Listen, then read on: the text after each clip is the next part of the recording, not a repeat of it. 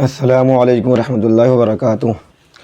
آج ہم بات کریں گے کہ شب قدر کو تلاش کرنے کا طریقہ کیا ہے اور شب قدر کو کیسے تلاش کریں، اور اعتکاف کے بارے میں بھی ہم بات کریں گے کہ اعتکاف کسے کہتے ہیں۔ تو سب سے پہلے ہم اعتکاف کے بارے میں بات کرتے ہیں کہ اعتکاف کسے کہتے ہیں۔ اعتکاف کہتے ہیں مسجد میں اعتکاف کی نیت کر کے ٹھہرنے کو۔ جو شخص مسجد میں اعتکاف کی نیت کر کے ٹھہرے اسے معتکف کہتے ہیں، یعنی اعتکاف کرنے والا۔ اور اعتکاف کی 3 قسمیں ہیں احناف کے نزدیک، امام ابو حنیفہ رحمۃ اللہ علیہ کے نزدیک 3 قسمیں ہیں۔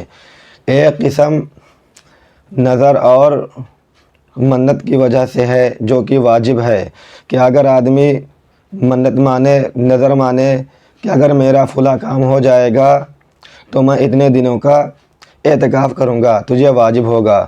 اور اگر وہ یوں ہی آدمی اپنے اوپر لازم کر لے کہ میں اتنے دنوں کا اعتکاف کروں گا، تب بھی اس کے اوپر واجب ہو جائے گا اور اتنے دنوں کا اعتکاف کرنا لازم ہو جائے گا، اور اتنے دنوں کا اعتکاف پورا کرنا اس کے اوپر واجب ہو جائے گا، ضروری ہو جائے گا کہ اتنے دنوں کا وہ اعتکاف کرے، تبھی اس کے ذمے سے واجب ساقط ہوگا۔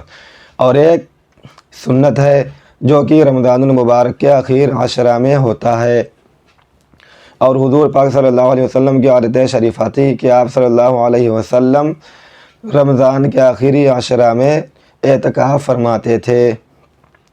اور ایک وہ ہے کہ ایک اعتکاف وہ ہے کہ جس کی نہ کوئی وقت متعین ہے نہ کوئی دن متعین ہے، جب چاہے جیسے چاہے وہ نیت کر سکتا ہے اعتکاف کی۔ اگر وہ پوری عمر کی نیت کر لے اعتکاف کرنے کی، تبھی اس کی نیت مان لی جائے گی۔ ہاں، اعتکاف کی کم مدت میں اختلاف ہے کہ کم سے کم کتنی مدت ہونا چاہیے تو اعتکاف مان لیا جائے گا۔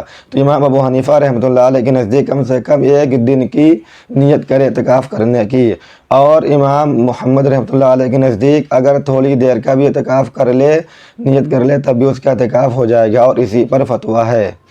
اسی لیے آدمی اگر مسجد میں داخل ہو اسی وقت اگر اعتکاف کی نیت کر لے گا تو اس کی نیت مان لی جائے گی، اور وہ جیسے مسجد سے باہر آئے گا تو اعتکاف اس کا ٹوٹ جائے گا۔ تو یہ تھی اعتکاف کی 3 قسمیں جو ہم نے آپ کو بتائی ہیں۔ تو اگر آدمی اعتکاف میں بیٹھتا ہے تو اس کے لیے بہت ہی زیادہ آسان ہے اور بہت ہی مناسب طریقہ ہے شب قدر کو تلاش کرنے کا اور شب قدر کو پانے کا۔ تو جو شخص شب قدر کو تلاش کرنا چاہتا ہے اور شب قدر میں عبادت کرنا چاہتا ہے اور اللہ تعالیٰ کی برکتیں اور فضیلتیں حاصل کرنا چاہتا ہے، تو اسے چاہیے کہ وہ 20 رمضان سے مغرب کے بعد اعتکاف میں بیٹھ جائے، تاکہ اسے شب قدر میں جاگنے کی اللہ تعالیٰ کی طرف سے توفیق مل جائے اور اسے شب قدر کی رات مل جائے۔ کیونکہ اعتکاف میں بیٹھنے والا شخص اگر سوتا بھی رہے گا تب بھی اسے ثواب ملتا رہے گا اور وہ عبادت میں رہتا ہے۔ تو اس وجہ سے اگر آدمی سو رہا ہے تب بھی اس کو ثواب مل رہا ہے، اگر وہ بیٹھا ہے تب بھی اس کو عبادت کا ثواب مل رہا ہے۔ اس لیے اس کے لیے زیادہ آسان ہے شب قدر کو پانا اور شب قدر کی عبادت کو حاصل کرنا۔ تو اس لیے آدمی کو چاہیے کہ وہ اعتکاف میں بیٹھ جائے، اور آج 20واں روزہ ہے تو آج ہی سے مغرب کے بعد اعتکاف میں بیٹھ جائے۔ اگر آدمی دونوں ثواب حاصل کرنا چاہتا ہے، شب قدر کا بھی اور اعتکاف کا بھی، حضور پاک صلی اللہ علیہ وسلم کا ارشاد ہے کہ معتکف جو ہوتا ہے، جو اعتکاف میں بیٹھتا ہے، وہ گناہوں سے محفوظ رہتا ہے، گناہوں سے بچتا رہتا ہے، اور اس کے لیے اتنی نیکیاں لکھی جاتی ہیں جتنے کے کرنے والے کے لیے لکھی جاتی ہیں۔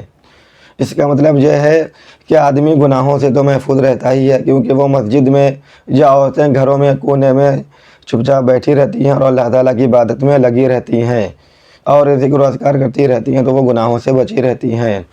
اور جو عبادت کے کام نہیں کرتی ہیں یا نہیں کرتے ہیں ان کا بھی ان کو ثواب ملتا ہے۔ اس کا کیا مطلب ہے؟ یعنی کہ جنازے وغیرہ میں وہ شرکت نہیں کر پاتے ہیں یا مریض کی عیادت نہیں کر پاتے ہیں، جو کہ یہ سب عبادت کے کام ہیں، اور اعتکاف میں بیٹھنے کی وجہ سے وہ یہ سارے کام نہیں کر پاتے ہیں اور وہ ان عبادت کے کاموں سے رک جاتے ہیں، تو ان کا بھی ثواب اللہ تعالیٰ ان کو پہنچاتا رہتا ہے اعتکاف میں بیٹھنے کی وجہ سے۔ تو اللہ تعالیٰ کی کس قدر رحمت ہے اور کس قدر اللہ تعالیٰ کی فیاضی ہے کہ اللہ تعالیٰ جو ہم عبادت کے کام نہیں کرتے ہیں اللہ تعالیٰ ان کا بھی ثواب اللہ تعالیٰ ہم کو پہنچاتا رہتا ہے۔ کہ ہم ایک عبادت اللہ تعالیٰ کی کرتے ہیں تو اس ایک عبادت کرنے کی وجہ سے اللہ تعالیٰ ہمیں 10 عبادت کرنے کا ثواب عطا فرماتا ہے۔ تو یہ اعتکاف میں بیٹھنا بہت ہی زیادہ فضیلت کا کام ہے اور بہت ہی زیادہ اہمیت کا حامل ہے۔ حضور پاک صلی اللہ علیہ وسلم پورے رمضان کا اعتکاف کرتے تھے، اور جس سال آپ صلی اللہ علیہ وسلم کا وصال ہوا اس سال بھی آپ 20